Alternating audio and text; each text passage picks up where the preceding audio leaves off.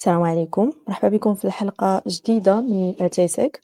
احنا مازال دائما في لا سيري ديال كلاود سيكيورتي. كيف ما عرفتوا ولا اللي سبق تفرج في الحلقات اللي فاتوا فكنا درنا بارت 1 اللي هضرنا فيها تقريبا على الأساسيات ولا البيزكس ديال الكلاود سيكيورتي، شنو هو الكلاود، عرفنا شنو هما البلاتفورمز اللي كاينين، شنو هما أكثر وحدين اللي دوموندي ولا مطلوبين في المغرب، وحاولنا نعرفوا كل وحدة تقريبا كيفاش كتخدم، شنو هما les tools اللي peut-être معروفين في المغرب. وإن شاء الله مازال معنا هاد الحلقة وحلقة آخرى باش نتطرقوا للحاجات اللي plus avancées باش نفهموا أكتر cloud security. وبطبيعة الحال هاد الشي باش نديروه ولا باش نفهموه معنا الضيف ديالنا أشرف اللي عطانا من الوقت ديالو في الحلقة السابقة ومازال إن شاء الله غناخدو ليه من الوقت ديالو. أشرف مرحبا بك في الحلقة الثانية مرحبا أولا الجزء الثاني ديال cloud security. مرحبا بي عندكم عاوتاني. بلا آتاي. شرف لينا شرف لينا ندوزو معكم شرف لينا. الله يحفظك أشرف، شكرًا بزاف. دونك قبل ما نبداو إن شاء الله هاد الحلقة خاصة لأنه غادي نهضروا شوية على les retours ديالكم ولا الfeedbacks اللي جاو based على الحلقة الأولى، ومن بعد إن شاء الله نتطرقوا للأسئلة الأساسية اللي حنا وجدناها لكم في هاد الحلقة هادي. دونك إلا مثلًا بغيتو تفرجوا نيشان في شنو غادي نهضروا عليه اليوم، تقدروا نيشان تمشيو للsection التانية، واللي بغى يسمع الأسئلة اللي جاو من عند الناس من LinkedIn ولا من Instagram يتبع معنا من البداية. أشرف أنا نحاول نعطيك الأسئلة اللي جاونا من البداية لا من LinkedIn لا من Instagram نحاولوا نجاوبوا عليهم بشوية بشوية وندوزو إن شاء الله. مرحبا مزيان هاكا؟ مرحبا مزيان. أوكي، دونك كاين أول سؤال اللي قال لك شنو هو أولا شنو هي العلاقة ما بين الcloud security والDevSecOps؟ خصوصًا DevSecOps شي حاجة اللي بصراحة ما كانتش قديمة بزاف اللي يلاه ولات جديدة بحال une collab ما بين Dev وsecurity. الصراحة ما كاينش فرق حيت DevSecOps هي جزء من الcloud security. حيت إلا شتي cloud security بحال قلتي هي التيماتيك الكبيرة. حيت كتلقاي فيها cloud security كتلقاي فيها posture management compliance وفيها جزء اللي هو sécurité ديال الdevelopment. دابا كتلقاي في هذاك development life cycle داك لي développeurs راه يكونوا غالبًا يكونوا دي développeurs اللي سولوا هاد لا question هادي. اهم، كيكون عندك داك méthodologie agile ديال continuous integration CI/CD continuous development continuous واش iteration ولا integration ما عقلتش بالضبط. هذا هو لو cycle de vie ديال الdevelopment ديال ان كود. حتى ملي كيجيك مثلًا واحد الbesoin ديال أنك تصايب واحد l'application ولا واحد الكود ولا هذا. اهم، آآ دابا récemment ولاو تيديروا هاد لو cycle ديال الديفلوبمون ديال الكود agile باش أنك à chaque fois كتعطي une itération أحسن من l'itération قديمة باش توصل لواحد الريزولتا فينال. أوكي، DevSecOps هو l'intégration ديال الsécurité في وسط لو cycle ديال لو développement باش كتكون sûr بأن هذاك لو كود اللي كديفلوبي نتايا il est sécurisé.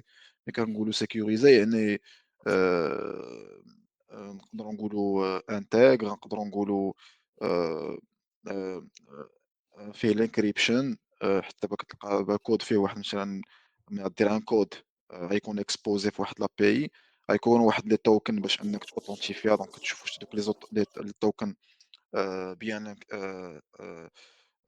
encrypté وهذا دونك هذا هو DevSecOps. دونك ما كاينش فرق ولكن هو جزء من الsecurity. من cloud security. ويقدر يكون جزء من الcloud security حيت يقدر يكون ماشي في الcloud كاع.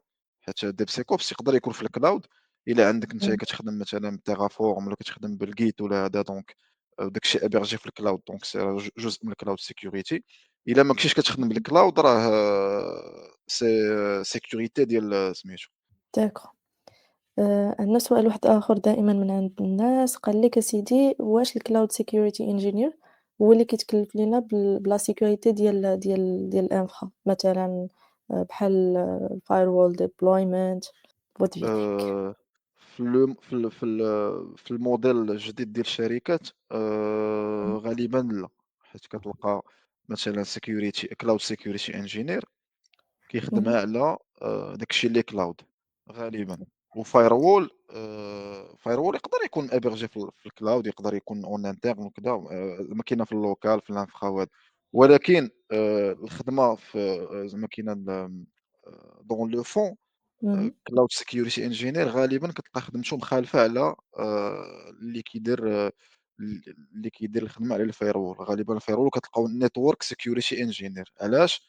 حيت خصو يكون عنده des connaissances ولا مهارات آآ زايدة في la partie ديال الnetwork، باش يعرف كيفاش يعرف كيفاش يدير إمم، دوك القوانين ولا الrules ديال الfirewall. يعرف زعما كيفاش مثلًا كان يخدم بWireshark، إلا ما كانش شي واحد عنده معرفة مزيان في Wireshark، ما غاديش يقدر يكون cloud engineer ما عندوش هاد الكونيسونس هادي. إمم، دونك متفقة اللي معاك. غيدير داك الشي ديال الfirewall خصو يكون عنده مهارات زايدة في الnetwork. Je واخا هو pense راه وكذلك أساسي أنك تعرف، ولكن باش تconfigurer un firewall خص تكون عندك بزاف ديال المهارات في الnetwork، تعرف كيفاش تsegmenter الnetwork، تعرف l'architecture ديال الnetwork مزيان، تعرف كيفاش تصاوب les role security groups ديال الfirewall. دونك غالبًا ما تيكونوش نفس الشخص، ولكن تقدر تلقى نفس la personne عندها جوج المهارات بجوج، زعما cloud إمم. security وهذا.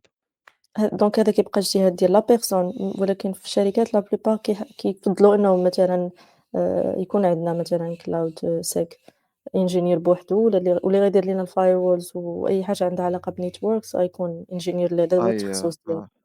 في الشركات أوكي، الكبار في الموديل أجيل وهذا سون دي بوست هما دي بوست مختلفين تمامًا. أوكي. هذا سؤال تقريبًا عام ولا لا plupart surtout اللي كيبغي يلاه يدير الfocus ديالو مثلًا سوا في الcloud ولا في الcloud security بالضبط، كيسول اهم. على واش كاينين opportunities في المغرب مثلًا في الcloud بوحدو وخصوصًا في الcloud security ما واش كاين موجود la demande ديال على les ingénieurs. غادي تكون إن شاء الله لا دوموند دابا، حيت ما عرفتش واش زعما الناس عندهم زعما كيتبعوا لاكتواليتي شوية في الأخبار في المغرب، ولكن المغرب مؤخرًا بغا يمشي في اش كيسميوها هذيك souveraineté numérique، السيادة الرقمية. إلا ما عرفتش واش الناس كيتبعوا زعما شوية ديال الأخبار ديال السيكوريتي إمم، ديال سميتو، ولكن كاينة واحد الوزارة ديك التحول الرقمي ولا الرقمنة ولا شي حاجة، خدامين و دابا باش أنهم يمشيو في واحد الاتجاه ديال السيادة الرقمية، باش أن مثلًا المغرب يوليو فيه data center ديال المغرب. يعني غيوليو حتى حنا عندنا infrastructure cloud في المغرب. واخا هو تقدر تبقى خدام مثلًا des solutions AWS ولا Azure، ولكن تكون عندك مثلًا السيادة على الinfra ولا السيادة على هذا. ولِمَ لا ديفلوبا واحد solution cloud مغربية، ما كرهناش حنايا نشوفوا شي حاجة مغربية، ولكن من هنا لقدام أغلبية الشركات دابا ولاو تيمشيو تيديروا migration اتجاه الcloud. يعني غادي يكونوا إن شاء الله دي post، أنا كنشوف بأن غيكون besoin كبير في الcloud security. خصوصًا دابا ولات أنا ما عرفتش الشركات اللي surtout les start-up ولا الشركات المغربية واش كيعتمدوا على هاد القضية، ولكن بازي غير على le network اللي أنا كنعرف راه الأغلبية كيخدموا بيه دونك راه سي demandé وكيف ما قلتِ يا أشرف راه la demande زعما غادا وكتكبر، وخاص هاد القضية ديال l'actualité حتى هي تكون واحد بطبيعة الحال، بطبيعة الحال، حتى دابا أنت ملي كتكون أنت حنا كمغاربة، الصراحة المشكل اللي كنديرو هو ما كتتبع كنتبعوا الأخبار مزيان تتبع الأخبار ديال داك الشيء international، برا. ولكن خصك تعرف شنو طاري في المغرب، حيت ما تقدرش أنت في المارشي المغربي وما عندكش معلومات على مثلًا الوزارة ديال الرقمنة شنو تدير، إمم، واش كاين des opportunités،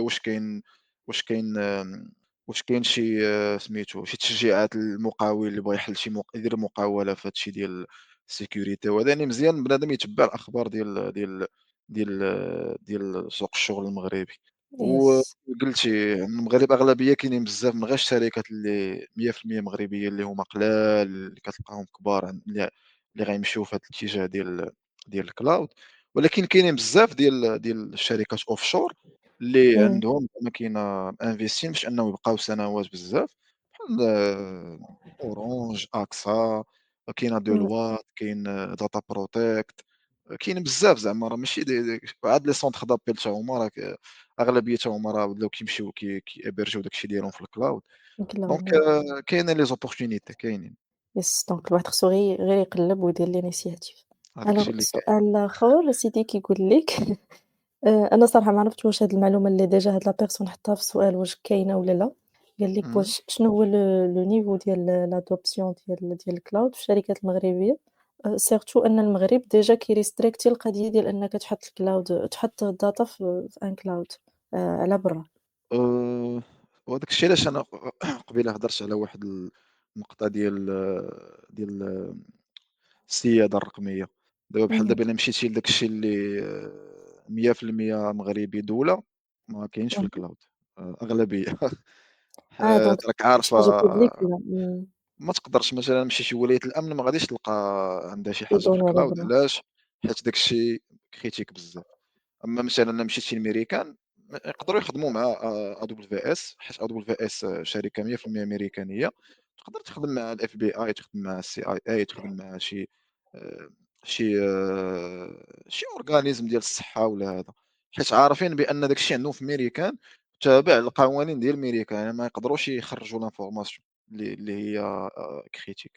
دابا المغرب الصراحة الشركات ال100% مغربية وsurtout اللي مثلًا إذا كان السؤال كيهضر على الدولة ما تنظنش. إمم. ما تنظنش غالبًا هاد أغلبية الشي غير اللي كيقصد حيت جو بونس واقيلا كنسمعك إلا أخويا. كانوا مثلًا شركات آخرين جو بونس راه كيعتمدوا على AWS وهذا، زعما لي بلاتفورم لي 3 اللي معروفين، دونك راه كيستعملوهم مثلًا لي start up مي le أييه، public هي ما عرفتش. لا الpublic ما تنظنش، حيت أصلًا دابا تا إلا شفتي les régulations اللي كاينين دابا مثلًا إلا شفنا داك GDPR اللي هي loi 0908 واقيلا في اهم. المغرب. ما كتلقايش ما كتهضرش على les إمم. organismes publics، كتهضر غير على les organismes secteur privé. multinationaux offshore. mais الpublic ما داخلش فيها كاع. إمم. أوكي. والصراحة آخر سؤال ما عنديش زعما information زعما ميقنة. mais داك الشي اللي كنشوف زعما وبحكم التجربة ديالي والناس اللي كنعرف في السوق ديال الشغل، ما كنظنش. صعيب صعيب ما تنظنش. أوكي دونك سؤال واحد آخر كيقول لينا بالنسبة هذا سؤال تقريبًا عنده علاقة بالauto formation ديال واش زعما كافي أنه نخدموا غير small projects بحال مثلًا شي application ولا شي حاجة صغيرة اللي غادي نحطها في الcloud وندير ليها configuration واش هاد الشي كافي زعما يعلمني ولا تكون عندي la compétence باش نلقى خدمة bien sûr في الcloud security. آمم، هو كلشي على لا فورماسيون.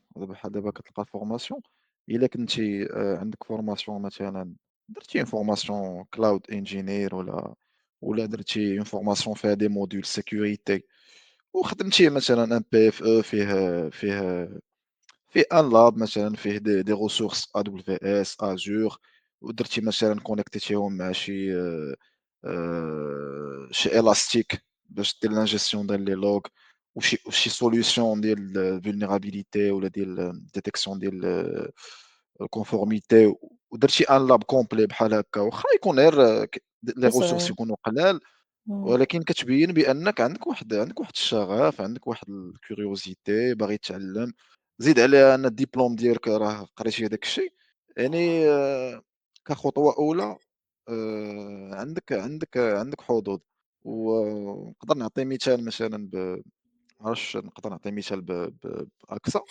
راك شفتي راه اهم. تبارك الله خدامين بزاف مؤخرًا دخلوا بزاف ديال لي جون كتلقاهم كيكونوا PFE إمم. تما كيتريكروتاو، كيكونوا des stagiaires تيتريكروتاو.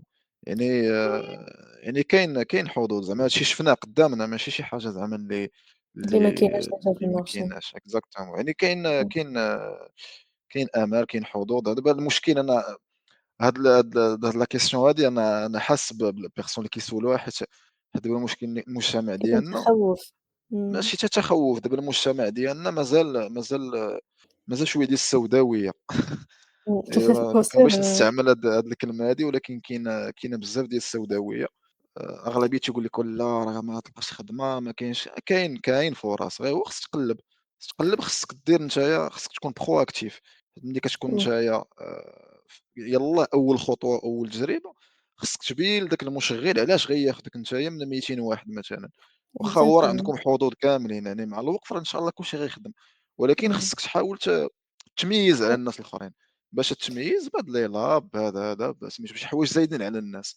exactement خصك غير تقرا شي شوية زعما ماشي ضروري تكون كتميتريزي لي choses مي يكون عندك واحد التصور اللي قريب لشنو كيدار تكون مثلًا كتعرف لي بلاتفورم اللي معروفين ديال الcloud علاش مثلًا كيستعملوا، كيفاش كيخدموا بهم الناس، المهم تكون عندك واحد knowledge هي اللي شوفي دابا اسمحي لي اهم. قاطعتك أبوشرا، لا دابا ماشي دابا مشكل. كلشي ولا ساهل، دابا إلا دخلتي désolé إلا دخلتي دابا غير قلبتي في انترنت إمم. AWS تقدر تلقى فيها كيفاش دير setup ديال ان لاب، ما إمم. لقيتيش كاع ولا لقيتي داك شي شوية ما ماشي ماشي غير كامل، دابا ChatGPT كاين DeepSeek كاين بزاف ديال لي solution ديال الAI يعطيوك دو A à Z كيفاش تصايب ان لاب، وقاد مع راساتك اللاب، وخدم على راساتك، دير ان رابور وجدو وفهمتي بقى تصيفط لي ليان ديال hébergé في شي بلاصة ولا هذا ولا صايب غير رابور في PDF حطّه في درايف public وبقى تبارطاجيه مع الCV ديالك ولا مع هذا، ضروري غادي يشوفوا واحد سميتو ولا يكون actif في LinkedIn بارطاجي اللاب ديالك، بقى تبارطاجي les informations على هذا، بيّن بأنك passionné بيّن بأنك زعما راه عندك un savoir faire ودابا حيت دابا في الsécurité ولا في cloud security ولا هذا sécurité عامةً، التجربة مهمة والمعارف مهمة. ولكن صحيح. اللي أهم من هذا الشيء حيت دابا السيكتور كيديفلوبا بالزربة، أهم من هذا الشيء هو أنك تبين إمم. بأنك باغي تتعلم وقادر تبقى تتعلم، هذا هو المهم، هذا هو يس يكون أهم عندك داك نقطة اللي كاين الشغف. الناس كيتجاهلوها، exactement. يس. وكنتمنّاو للجميع إن شاء الله الخير، الله ييسّر للجميع. إذًا تقريبًا جاوبنا على الأسئلة كاملين اللي وصلونا من عند الناس، وهاد الحلقة إن شاء الله أنا هذا زعما une demande دونك إلا كانوا عندكم des questions ولا شي حاجة ما فهمتوهاش لا في الحلقة اللي فاتت مازال ولا هنايا، راه مازال تقدروا تسولوا أشرف حيت مازال إن شاء الله عندنا حلقة أخرى، لِمَ لا زعما حلقات أخرى إن شاء الله في المستقبل. آآ دابا غادي نأتاكيو la partie اللي إن شاء الله اليوم غادي نناقشوها اللي هي zero trust model ولا نفهمو أكتر هاد la partie هادي، وبطبيعة الحال مع أسئلة وحدين آخرين. آمم مع أول سؤال نبغيو نفهمو ديجا شنو هو zero trust model. مرحبا، مرحبا. من السمية ديالو راه باين zero trust model. هاد يعني zero ما trust كايناش model ثقة. ما كاينش الثقة هي هذيك، ما كاينش الثقة ولكن كيفاش ما كايناش الثقة هي ماشي ما تخليش حدايا القهوة ديالك وتمشي، أتاي اللي مازال ما شربتوش ونجي ما نلقاهش ماشي هي هادي. أوكي. zero trust هو نقدروا نقولوا هو framework اللي اهم. كيأسيومي ولا اللي كيقول بأن حتى شي ressource ولا حتى شي network آآ اللي ما تقدرش دير زعما كاين par défaut مثلًا نقول لك مثلًا شي واحد شي network ولا شي ressource اللي كيخدموا بها les admin ياك؟ إمم. لوجيكمون غتقول هادو راه خدام بها الadmin صافي راه ما نديرش فيها audit ما غاديش نسيكوريزيها، تقدر هاديك تكومبروما تولي compromise ومنها صحيح. تجيك لاطاك، دونك كتسيبوزي من الأول بأن حتى شي network حتى شي ressource حتى شي personne ما فيها الثقة، دونك تتبقى نتا كتأوديتي وكدير الposture management ديال كاع les ressources اللي عندك و les personnes اللي عندك، وحنا ندخلو في هاد الشي on détail. أوكي، يعني trust البوان but الأول always verify. exactement دونك حنايا كاينين واحد بحال نقولوا واحد الأركان ديال هاد الزيرو تراست اللي هما أوكي. تيقولوا core principles. أول حاجة هو أنك كتبقى ديما كتفيريفي، كيفاش كتفيريفي؟ ديما كتكون عندك l'authentification حيت كاين ديك triple A عرفت واش عرفتيها في هذاك الprincipe في الsécurité آه. هو authentication yes. authorization التالتة فكريني فيها الله يجبدنا هاد الشهادة. availability. المهم كاين هي تفيريفي l'authentification والautorisation quel que soit l'emplacement كدوي على هذاك الCI géographique. لا ماشي CA كاينة triple A بلاتي أنا نتفكر غير كاينة authentification authorization accountability. accounting. yes. accounting هي تيكون شي واحد اللي تيكون responsable على واحد الحاجة كيكون responsable عليها دونك هو اللي غادي دير معاه لو بوين باش أنك تشوف هاديك لا ressource واش elle est sécurisée بحال واحد الresponsable ديال واحد الresponsable على واحد الinfra تيكون اهم. هو الaccountable في هاديك الinfrastructure. مثلًا d'accord. يقدر يكون عندك مثلًا une société فيها 10 des entités كل entité فيها نقولوا RSSI هذيك اهم. l'entité A هذاك الRSSI هو اللي accountable على هذيك l'entité دونك خصو يassurer la sécurité ديال ديك l'infra كاملة de A à Z باش ما غادي تكون معاه في واحد الcomité de direction ما غاديش تهضر مع l'ingénieur de sécurité غتهضر مع الRSSI عطيت غير مثال عام زعما باش إمم. نشرح لك accounting شنو هو. أوكي. وكيفاش آآ كنأبلايو هاد القضية في الcloud ديال zero trust model؟ ما عرفت حنا كنتِ واقيلا غنجيو لها مازال دابا باغي تشرح شي حاجة أخرى ياك؟ دابا حنا كنهضروا على الzero trust model شنو هما الprinciples ديالو من بعد ندوزو كيفاش تimpléمونتيه. أوكي Le قاطعتك premier صافي point أوكي. هو أنك ديما كتفيريفيي l'authentification, l'autorisation quel que soit le rôle ديال la personne ولا l'emplacement géographique ديال la ressource. À chaque fois خصك تauthentifier دونك باش تبقى tranquille. أوكي. تاني حاجة اللي هي الleast privilege هضرنا عليها في الحلقة الأخرى، هو أن يس. أي ressource ولا أي personne عندها accès داك الشي اللي خصها تشوفه، ما يكونش عندها over privilege. يب. تالت حاجة هي كتأسيومي ولا كتقول بأن أنا ديجا أنايا أنا ديجا هاكي، غير مازال ما لقيتش. هي داكور. واحد لابروش شوية بيزار، ولكن كتقول بأن أنا سيغمون أنا جيتي هاكي، غير مازال ما لقيتش أن راه كاين واحد لانتخو حيت الأغلبية ديال لي هاكر راه يقدر يكون إمم. عندك في الغيزو، عندك في الانفراستركتور ديالك، ولكن مازال هو ما طاحش على ان كونت بريفيليج باش يقدر يexploiter دونك تيبقى يدير داك اللاتيرال موفمنت تيبقى إمم. يدير lateral movement حتى كيطيح على شي كونطا privilège وهذا. دونك حتى هي باش بحال كدير بحال هادي بحال تكنيك ديال بسيكولوجي، هادي بحال manipulation كتقول إمم. بأنني فهمت. أنا راه كاين شي واحد عندي هنايا داخل عندي، خصني غير نلقى كيفاش دار دخل. دونك أنت اش كدير كتبقى تمونيتوري وكتشوف لي لوغ، كتشوف لي زيفنت واش كاين شي événement غريب، واش كاين شي حاجة ماشي هي هاديك. جو بونس كو سي كلير هاد لو بوين هذا. وي بحال راك في mode ديال prevent باش تتفادى إنك تطيح في la vraie إكزاكتومون situation اللي هي بحال شي واحد مثلًا في حرب على الأرض، حرب ديال بصح، وعارف داكور. بأن داك العدو راه غيهاجمو، تيبقى ديما عندهم مثلًا الجنود كيدوروا تيقلبوا، راه يقدر يكون شي واحد دخل شي espion تيشوف تيدي المعلومات، يعني راه لو ميم برانسيب. أوكي. لو بوين واحد آخر هو الميكرو سيغمونطاسيون. الميكرو سيغمونطاسيون هو أنك تقسّم النيتورك ديالك باش كتبريفنتي هاد الlateral movement اللي هضرنا عليه دابا. كاين بزاف ديال الحوايج منهم firewall منهم كتستعمل virtual networks وكدير دوك Azure NSG اللي هو network security groups. وكاين بزاف د الحوايج اللي كيديروا هاد الشي. و أوكي. وآخر حاجة باش ما ندخلوش في الديتاي حيت ما نقدروش فريمون نديتايو كلشي.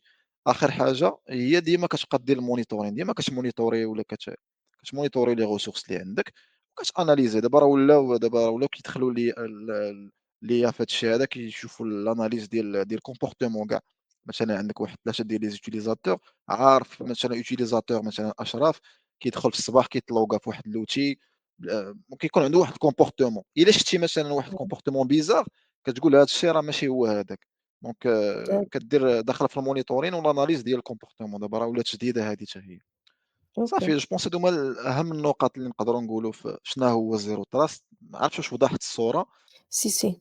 سي أنا دابا بانت لي الفكرة صراحة ما كانش عندي عليه صافي فكرة كبيرة، mais c'est bon دابا صافي. والسؤال اللي كيجي لهذا اللي هو كيفاش كنستعملوا حنا هاد الشي في الcloud واخا قلتو قبيلة ولكن الإعادة إفادة. كيفاش نحطوا هاد الشي في أرض الواقع، قُل لي كيفاش عطيني تنخدموا المعقول. به exactement نفهموا شوية واخا. زعما في un terrain اللي réel كيفاش كتخدموا به. أنا نقدر الصراحة أنايا نقدر نقسّم هاد الzero trust model كيفاش تأبليكيه في أرض الواقع. اهم. النقطة الأولى اللي هي أهم حاجة اللي ديما اللي هضرنا عليها في الحلقة الأخرى عاوتاني قلنا هي الidentity access management. هذه يس. مهمة هذه باش كيفاش كتimpléمونتي الzero trust model في هذه. هو أنك تدير أهم الMFA هي multi factor authentication. ديما كتكون عندك double authentification. مثلًا كطابي باش تدخل لواحد الlien ولا واحد l'application خاصك طابيه في الأول أغلبية كتلقى في الأول كتلقى SSO اللي هي l'adresse mail ديالك ديال الخدمة. من بعد SSO طابي واحد المot de passe ياك. ومن بعد داك المود باس اهم. يقدر يكون عندك واحد كيجيك شي كود مثلًا في الأدريس ميل ولا كيجيك في التليفون كتكون مكونفيغوري واحد لابليكاسيون ديال بحال Ping ي ID إلا عرفتيه، بحال Okta بحال هادو. يعني ديال الvérification واش أي دونك كتابليكي الMFA ومع كدير معاه داك السيرفيس ديال identity service providers بحال Okta بحال Azure AD بحال Ping ID يس. على ود إمم. الSSO تسمح لي و en نقاطعك plus de أخير. ça vas-y. pour les personnes اللي زعما بغاو يفهموا هذا access management راه ديجا كاينة واحد الحلقة اللي زعما très détaillée باش يفهموا زعما كيفاش كيخدم، كيفاش كيدار un tel système. راه ديجا كاينة هضرنا الحلقة عليها ديفلوبينا فيها في الحلقة اللي فاتت زعما هضرنا عليها اللي فاتت بالتفاصيل airbag وهذا هضرنا عليها بالتفاصيل. يس، يس. إمم. وكاينة حلقة أخرى ديجا غير سيتي ديدي غير على وديت الaccess management لا زعما بغاو كاين واحد يفهموا. الحلقة مع شي واحد آخر ouais. واقيلا صافي شفتها. دونك غير باش اللي بغى يفهم دو بلوس راه يقدر يتفرج في الحلقات، أنا نخليهم ليهم في الdescription باش هكا يعرف أكتر. صافي، صافي. أوكي، اسمح لي عاود قاطعتك صافي، أشرف تقدر ما كاين تكمل. حتى شي ما كاين حتى شي مشكل، ما كاين حتى شي مشكل. صافي دونك الIAM كاين الMFA IDP Identity ISP Identity Service Providers والإغباك. الإغباك راه هذاك لو كونت ديالك أنت باش تدخل لابليكاسيون هذاك راه داخل في إمم. الإغباك حيت هذاك سي ان رول. هذاك Ouais. إلا كانت ما كانش عندك لو رول باش تدخل لهاديك راه ما غاديش تدخل ليها بار ديفو. تاني حاجة إمم. نهضروا في النيتورك سيكيوريتي. نيتورك سيكيوريتي خص دير ميكرو سيغمونطاسيون هي التقسيم وكتقسم الريزو ديالك لأجزاء باش دير هاد التقسيم هذا آآ سوا تدير دوك الvirtual private clouds ديال AWS هو كتلقى مثلًا أنت عندك الcloud public ديالك مع AWS مثلًا ووسط داك اهم. الcloud public تقدر تكريي واحد الcloud privé تيكون هذاك تيكون restreint حتى كيكون عنده زايدة لا couche de sécurité عليه ولا كدير des إمم. virtual network هادي راه جو بونس كلشي عارف كيفاش كتكريي des virtual network هادي راه لا باز في les cours ديال الريزو اهم. كيكونوا دي plusieurs réseaux كاين دابا واحد الحوايج أخرين بحال private endpoints حتى هُما نفس البرانسيب ديال الPC Ouais. والsecurity group rules هادو تقدر ديرهم في الfirewall هُما دي règles spécifiques على ود دوك les flux inbound و outbound تقدر ما تقدرش نتايا تشوف واحد الflux ولا تinitier واحد الcommunication إلا ما عندكش هذاك الsecurity group. D'accord. و وكاين آخر حاجة هي ماشي آخر حاجة الصراحة في network security كاين داك الWAF اللي هو web application firewall هو بحال إمم. الfirewall ولكن specific les applications web. Ouais. يعني حتى الموديل ديالو غادي الموديل ديالو غيتبع الOWASP. OWASP هو الframework اللي كيغوفيرني هاد les vulnérabilités ديال les applications web. إلا درتيها OWASP راه كتلقى الtop 10 راه هما les vulnérabilités les plus critiques. دونك information en plus باش اللي بغى يقلب على هاد المعلومة هادي. OK. وثالث حاجة السيكوريتي ديال المعلومة data security باش تأسيوريها حتى هي ولا باش ديرها في zero trust خصك ديما تكريبتي لي دوني ديالك سوا at rest ولا in transit quel que soit ما كديرش لا ديفيرونس وكدير القوانين مثلًا ولا كدير واحد سميتو ديال data loss prevention يعني كتشيكي واش عندك شي leak ديال الdata واش كاين شي واحد تيخرج لي دوني ولا هذا. وآخر حاجة هي كدير classification جو بونس كلشي كيعرفها ملي كتبغي تصيفط مثلًا mail إمم. ولا كتبغي تكريي شي فيش تيقول لك واش هاد الفيشي public internal confidentiel هذه هي الclassification والlabelling ديال الdata صافي هادو هما زعما أهم الحوايج باش تتأكد بأن الzero trust راه عندك في الموديل cloud ديالك ولا في الinfra cloud ديالك. دونك على ما فهمت أنا زعما بازي على هاد الشي اللي شرحتيه يا أشرف دونك راه إلا بغينا نجاوبوا على السؤال الثاني اللي كنت غنسول اللي هو واش zero trust شي حاجة اللي critical إنها تكون عندنا في واحد الenvironment اللي هو ديال الcloud. آآ الzero trust راه ماشي optional ضروري غير باش فرضنا اللي فرض عنده شي شك الزيرو تراست ضروري علاش حيت في الenvironnement cloud اهم. عندك المهم شي كلمات راه كنقولهم لك بالانجلي ولا بالفرونسي حيت ما غاديش نلقى التيرم الكلمة بالعربية، وحتى إلا قلبتي عليها بالعربية ما غاتلقاش معلومة أكتر. ما غاديش تلقاو زعما تنقولها بالانجلي من الأحسن حيت راه كلشي عارف بأن راه الانجلي هي هي اللغة اللي فيها كتلقى فيها المعلومة بزاف. exactly. دونك ملي كتكون في الenvironnement cloud عندك ديك l'attaque surface ديالك كبيرة. إمم. دونك نتايا ما تقدرش مثلًا عندك أرض فيها 30 مليون هكتار وعندك 10 ديال الناس ما يقدروش يقابلوها، ياك؟ شنو تدير؟ Yes. كتقسّم ديك الأرض مثلًا على 10 مثلًا، وكل واحد تيقابل وكتعطيه واحد les outils ولا واحد سميتو باش كيقدر يassurer هاديك la zone ديالو. دونك أنت ملي كدير zero trust بحال كتمينيميزي l'exposition ديالك بالleast privilege continuous monitoring المهم هذا هو l'essentiel. أوكي. دونك zero trust لا نقاش فيه، هذه framework كيقولوا حنا كت بالدارجة ما يحيدهاش ليك الطبيب. صافي ما يحيدلوش ليك الطبيب صح. كيفاش آه. تخيّلتو بحال عندك شي دار وخاصك ضروري الماء والضو يكونوا داخلين للدار، دونك ما بحال نقدروش اللي تيدير نعيشوا دابا في الدار بلا كتلقاي دابا راك شتي دابا في السكنات دابا ما بقاش بحال شحال هادي كتلقى الحومات بنادم بحال الباب وشي تيعرف شي، علاش؟ حيت كانت إمم. الحومة ما فيهاش البراني. دابا لا، آه. دابا بقوة ما تخلطوا مثلًا كتلقى résidence ولا واحد المجمع سكني كتلقى ساكن فيه واحد 300 واحد كتلقاي 70% ما تيعرفوش بعضياتهم، يعني باش غتعرف بأن داك الشخص راه ساكن تما.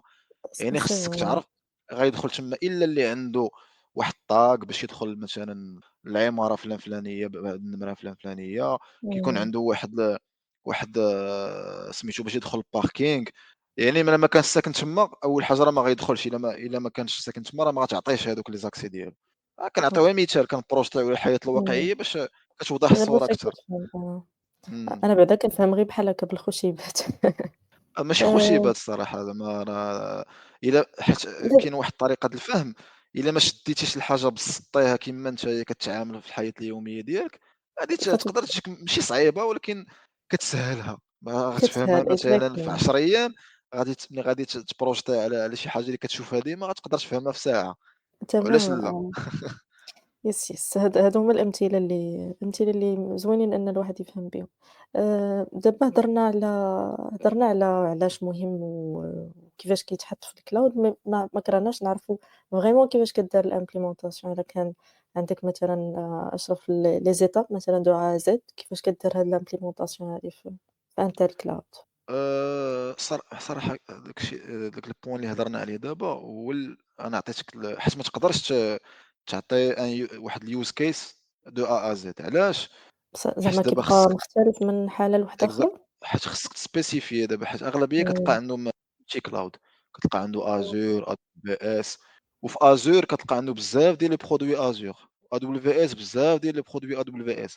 دونك أنا هاد الشيء اللي شرحت دابا قبل بحال عطيت إمم. فكرة عامة، حيت عطيتك الأركان ماشي الأركان عطيتك بحال عطيتك الأركان les piliers yes، yes. اللي إلا شديتيهم quel que soit l'environnement غادي تابليكي، يعني إلا كتأبليكيهم. أسيوريتي الidentity access management والnetwork security بالmicro segmentation والdata security راه صافي راه تقريبا هاد الشيء اللي كاين. شنو المهم في هاد الشيء كامل هو شنو اللي كيتبريتشا إمم. دابا بزاف في الcloud كتلقى شي ressources exposées للpublic ماشي إمم. sécurisé، يعني API ماشي sécurisé، ولا كتلقى شي réseau شي firewall ما فيهش لي règles مزيانين، دونك أنت كتجي كتلقى port SSH محلول، دونك صافي أنت ولا RDP ولا هذا تقدر تaccéder، ولا كتلقى شي application web ما مكونفيغوراش مزيان، يعني ما دارش الWAF اللي هضرنا عليهم، ولا إمم. كتلقى لا دوني ان با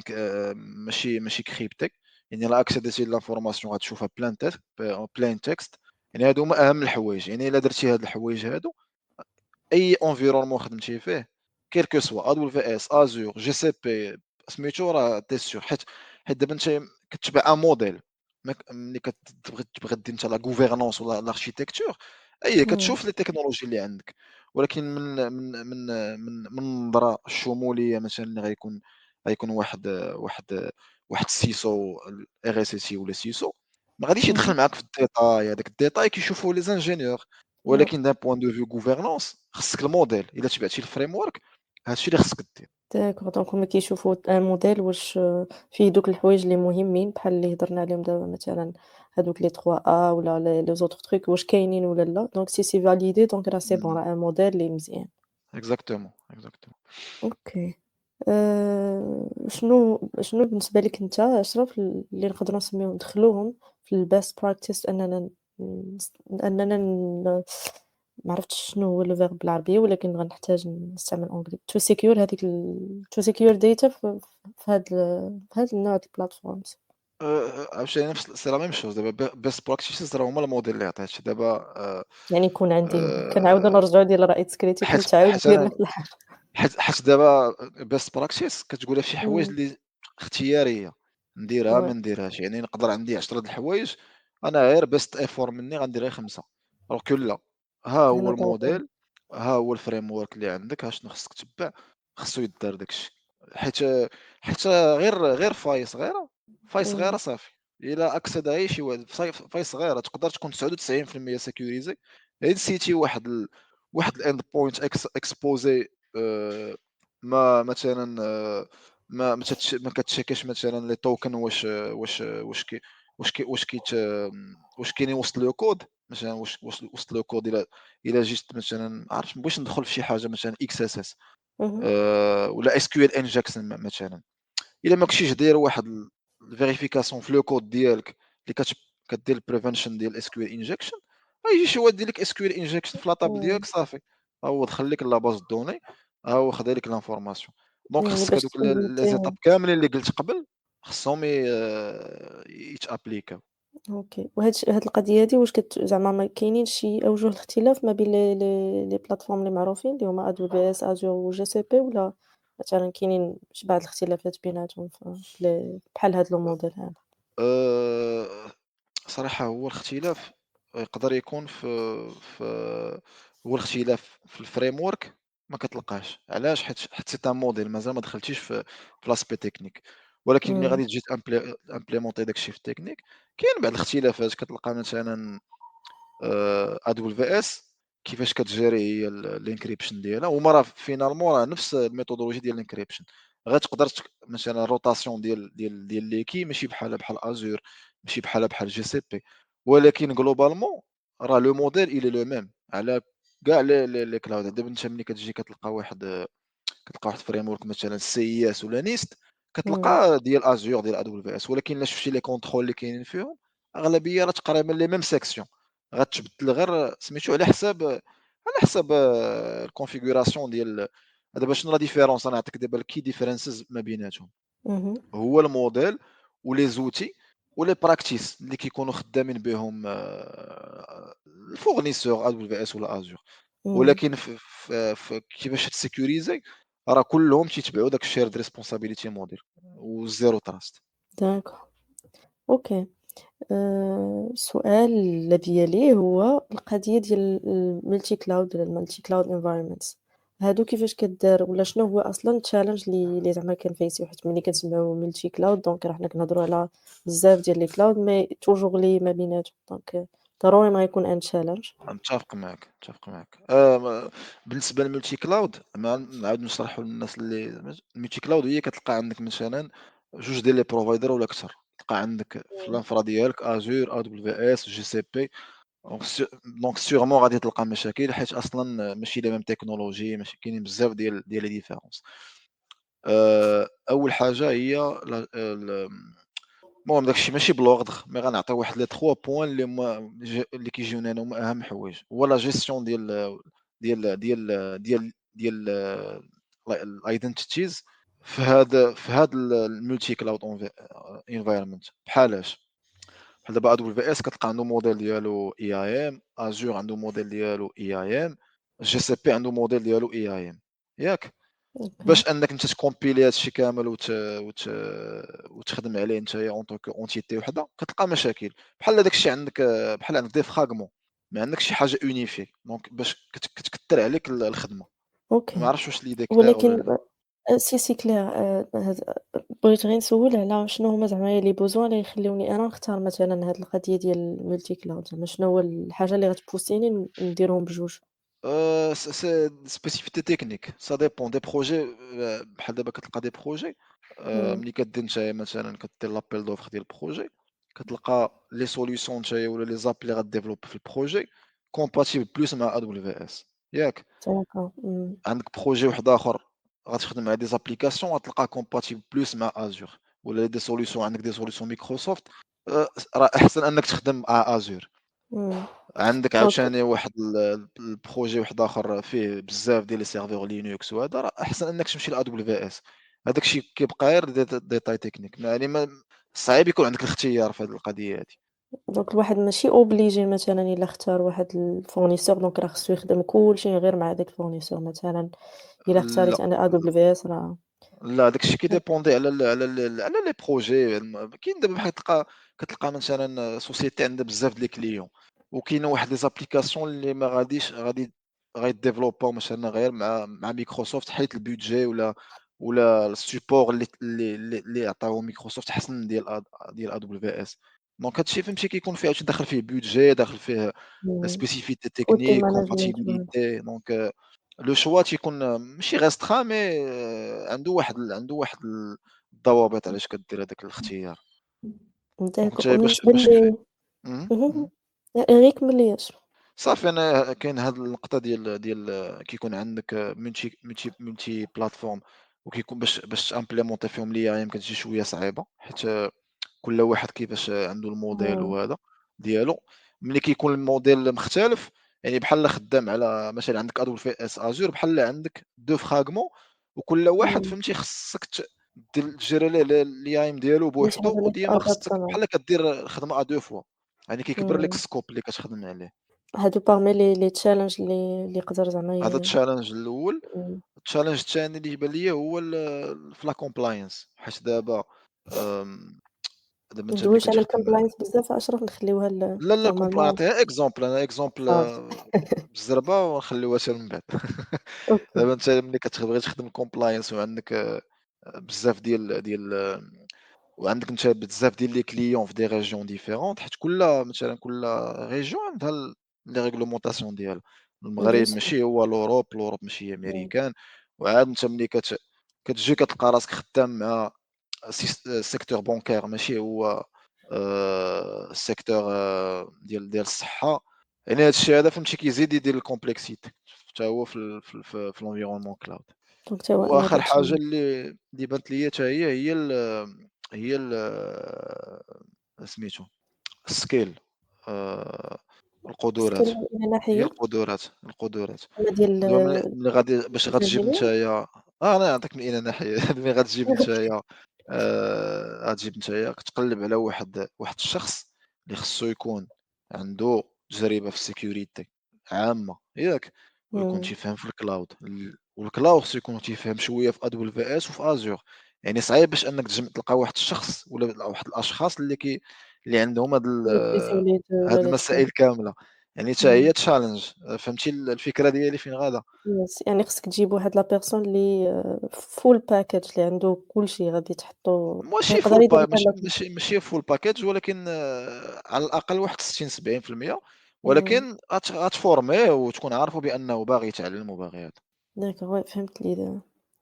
دونك حتى هو un challenge زعما كاينة هاد القضية زعما ما عرفتش مثلًا في المارشي الماروكان كنلقاو هادو لي زونتيتي اللي كيخدموا بهاد الMulti Cloud بزاف، علاش كنسول هاكا غير مثلًا اللي انتيريسي يمشي للcloud دونك من دابا يبدا يتعلم شوية من هنا وشوية من هنا باش إلا تحط في un ك tel challenge يكون في multi national أنا نقول لك علاش. أنا نقول لك علاش. دابا نعطيك مثال ديال واحد الشركة عندها فروع ياك؟ عندها فروع في بزاف ديال البلدان كل إمم، وحدة في أوروبا، آسيا، ولكن هادوك الفروع اهم، ماشي بحال كتلقاهم صافي تيقول لهم دير هادي، دير هادي. كل فرع عنده l'autonomie باش أنه يعزل شنو l'infrastructure بغا، اللي غيخدم بها. يعني إمم، ملي كتجي نتايا ولا ما نهضروش حنا كاع بالفروع، شركة شرات شركة أخرى ياك؟ أوكي، بلاصة ما غاديك الشركة اللي شريتيها الثانية تولي تابعة ليك غتمشي عندهم AWS أنت عندك Azure خصك تميغريتي باش تميغري شحال خصك ديال البيدجي. دونك اش بزاف كدير؟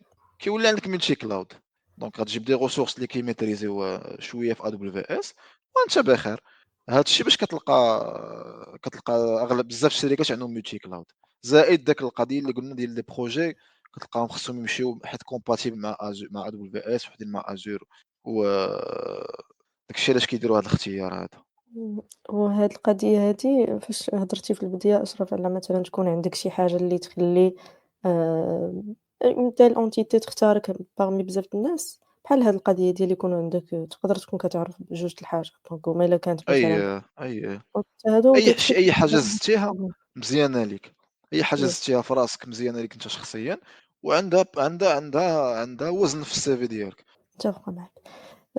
بالنسبة لي زوتي اللي كنخدم لي زوتي اللي ديال الsécurité bien sûr واللي كيخدموا بيهم في AWS Azure ولا GCP واش هما نفسهم مثلًا نقدر نلقى un outil اللي نقدر نخدم به في les 3 ولا كاينين مثلًا les outils dédiés غير pour AWS pour هُما Azure؟ هُما هُما كاينين دي زوتي اللي هُما natif اهم، يعني ديال AWS ديال Azure مثلًا.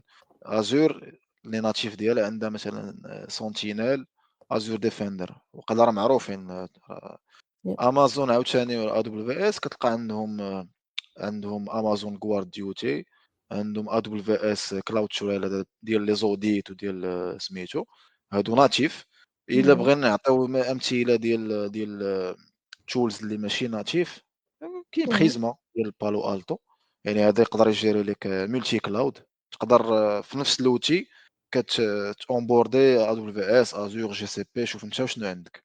كاين داك كواليس حتى هو كيدير الكلاود، كاين كلاود سترايك راه معروف، وكاين سنتينل يس، 1، وكاين بزاف. المهم انا عطيت غير كاين سبلان، كاين الاستيك، غير هما انا عطيت انا اللي كيجيريو تقريبا، حيت كاين دي زوتي اللي كيجيريو اللوغز والانسيدنت ريسبونس بحال الاستيك بحال سبلانك بحال هذا.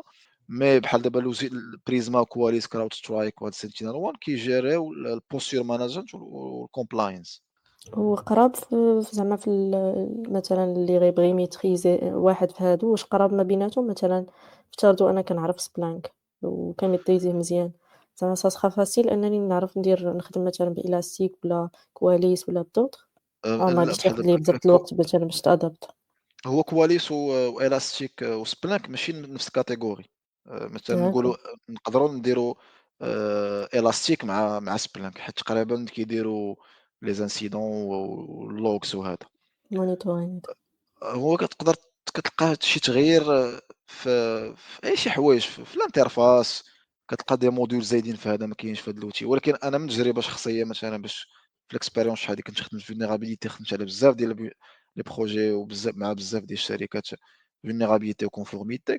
أنا خدمت اهم، بزاف ديال الtools، خدمت بكواليس، خدمت بتانيوم، خدمت rapid7 نيكسبوز ديال rapid7، خدمت شي بنيسوس. هادو تقريبا راهم مختلفين، ولكن ملي كتميتريزي كيفاش تديتيكتي اون فولنيرابيليتي وشنو هو السيكل دو في ديال الفولنيرابيليتي وكيفاش دير سويفي دو باتشين، كيفاش كتجيري الكونفورميتي الكومبلاينس ديالك، واخا اهم، يتبدل عليك لوتي، راه اهم حاجه معاك هو الفحوى ديال الحاجه، مشات لي يس الفحوى ديال زعما الحاجه هي هو الجوهر، الmain هو الجوهر exactly. ديال الحاجه. زعما شنو كيدير هادشي هذاك اللي الoutil كاين. إلا كنتِ غير كتعرفو راه مزيان. ومن ناحية ديال الperformance آه. مثلًا واش كاين شي des outils اللي معروفين هُما les plus performants ما بين هاد les outils اللي آآ ديجا ذكرتي؟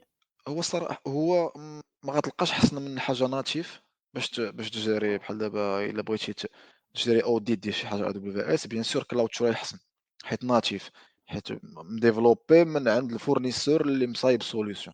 ولكن بما أن الشركات أغلبية كتلقى عندهم multi cloud في هذا الconcept ولا في التيماتيك ديال multi cloud، اهم، حاليًا أنا تيبان ليا Prisma ديال Palo Alto هو أحسن واحد كاين في المارشي. d'accord المهم أنا تندوق التجربة ديالي، حيت bien sûr oui. حيت كنشوف كنش كن كنتبع ديك الكوميونيتي ديال كلاود سيكيورتي وهذا. ملتي كلاود اهم. انا كيبان لي حاليا بريزما هو احسن واحد اللي كيبان لي انا من التجربه الشخصيه ديالي. كواليسا هو مزيان، ولكن ما ني با فور في لابارتي كلاود سيكيورتي. عنده الموديل كلاود سيكيورتي ولكن ماشي اسو ديفلوبي بحال بريزما. d'accord و tu penses que زعما في المغرب هو زعما les plus utilisés هاد Prisma Qualys؟ أنا كنعرف صراحة Qualys، Prisma عرفتو من الحلقة اللي آه، فاتت. الصراحة أنا التجربة ديالي في المارشي ماروكان كلها وليت لي زوتي اللي عندهم فريمون ما كاينش قاعدة. داكور جو ما بونس كيما كاينش قلتي واقيلا على قاعدة حساب كاع. الcompatibilité لي بيدجي بزاف ديال الحاجات دونك البيدجي هو أهم حاجة، حيت دابا هادشي كلاود مبازي على لي فلو، وأنت كتخلّص على إمم، الداتا ليشونج ديال الداتا، باش أنك تحط واحد l'outil اللي غيسكاني لك مثلًا واحد لو كود، شحال ما إمم، كونسوميتي ديال الداتا شحال ما غادي تخلّص، يعني البيدجي هو أهم حاجة، عاد كيجي من موراه l'architecture و l'implémentation technique وداك الشيء. أهم حاجة هي البيدجي. بيدجي والمهم كيبان لي أنا أهم حاجة في الchoix هي البيدجي، عاد كيجيو من موراه فلوس التفاصيل هما الأخرين. كلشي. إمم. كنت غادي نسولك على واحد الحاجة أشرف، هي القضية ديال الautomatisation ديال الداتا في ان cloud مثلًا، حيت دويتي دابا على هاد القضية كل ما مثلًا الداتا كبرات ولا هذا راه دونك راه خصك تزيد الفلوس.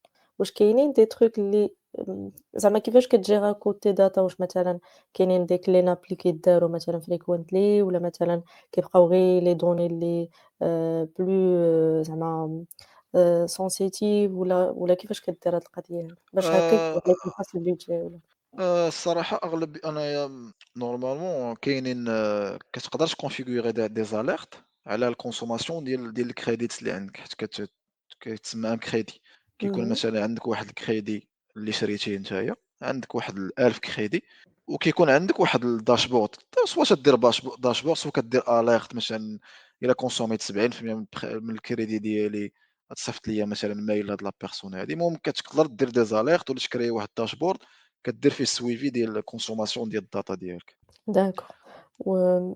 كالعادة آخر سؤال كنختموا به الحلقة هو الAI بما أنه هو أكتر حاجة اللي مهيمنة دابا على les domaines، دونك كيفاش كنقدروا نخدموا به surtout في les environnements اللي كيكونوا plus complexes دونك déjà je pense هضرتي على القضية ديال مثلًا كيكون عندك واحد كومبورتمون. l'environnement les comportements surtout مثلًا آه. في هاد القضية هادي، ولا فاش كيكون عندك un espace اللي كبير ما يمكنش غادي تبقى دير هاد الشي manuellement.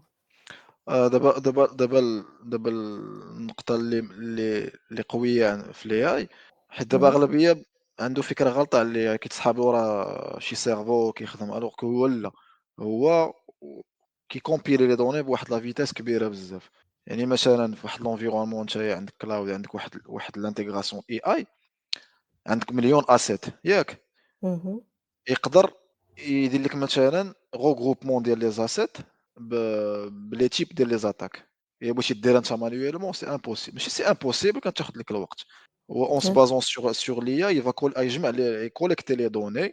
مثلًا غيشد مثلًا واحد les S3 buckets ديال AWS، غيقلب مثلًا على شناهما les attaques les plus critiques في هاد les 2 dernières années، وشنو هما لي كونفيغوراسيون اللي كيكونوا بزاف فيهم، وغيسكاني هادوك لي اس 3 باكيتس فيزافي هادوك لي تيب داتاك اللي عنده، ويقدر يعطيك دي ريكومونداسيون. دابا انا عطيت غير صوره زعما كاينه هادشي إمم، يقدر يطرا في واحد في دي فراكسيون دو سكوند ولا كيلكو مينوت. راه كون نتا بغيتي ديرها واخا يكون عندك ايكيب خصك الوقت بزاف، جيب داكشي حطو في شي اكسل ولا في باز دوني اس كيو ال، وبقات دير جوينت ديال لي باز دو دوني وسميتو تقدر تغلط. إمم. فوالا هادو دونك هُما زعما les challenges اللي كييفيتي الواحد يخدم داك الشي manuel دونك اكزاكتومون. كيعتمد على والاناليز ديال الكومبورتمون كيف قلت لك كاينين دي كومبورتمون اللي تيكونوا بعض المرات بيزار مثلا في النيتورك، مثلا بحال واحد البيسي مثلا مولاه في المغرب، واحد النهار طلوقه في فرنسا وما هو في المغرب، دونك غيديتيكتي هذا الكومبورتمون. اهم، مثلًا هذا هو الانديس الأول، شوية يطلع واحد الانديس في نفس البيسي ريكويستا واحد لاكسي أدمين، هو ما خصوش يكون عنده أكسي أدمين، شوية بغا يدخل لواحد لي ريسورس ما exact. خصوش يدخل ليها. دونك ملي غيجمع هاد لي زانديس هادا يبان له هاد الكومبورتمون هادا راه أنورمال، غيطلع واحد l'alerte. دونك تقدر دير هاد الشي بالAI حتى هو. ديك الساعة عاد كتجي la vérification humaine اللي غادي يقدر ياخد la décision ديال كيفاش يتعامل مع هاد ضروري القضية. الhumain كيجي من موراه هو اللي غياناليزي داك الانسيدون مثلًا، حتى تقدر حتى بالAI تقدر تكريي لك تيكي، تكريي لك انسيدون تاسينيه واحد ليكيب، غتجي واحد لا بيرسون ديك ليكيب غدير لاناليز طان اش كاين واش effectivement هاد لا بيرسون هادي عندها هاد لاكسي، واش عندها شي ديبلاسمون، واش عندها شي حاجة. واش ياك ما كاينش هذا يقدروا يديروه ساند بوكسيو ديك لا ماشين المهم ضروري الhumain يدخل فيها باش يدير لاناليز ديال الانسيدون. داك وبيان سور هادشي اللي هضرنا عليه راه كيكونوا نورمالمون هُما دي update اللي كيتزادوا في les outils اللي هضرت عليهم مثلًا بحال مثلًا Splunk ولا Prisma ولا Qualys دونك هُما راه يحاولوا يخدموا على l'avancement ديال هاد les outils باش يوليو يديروا هاد les trucs.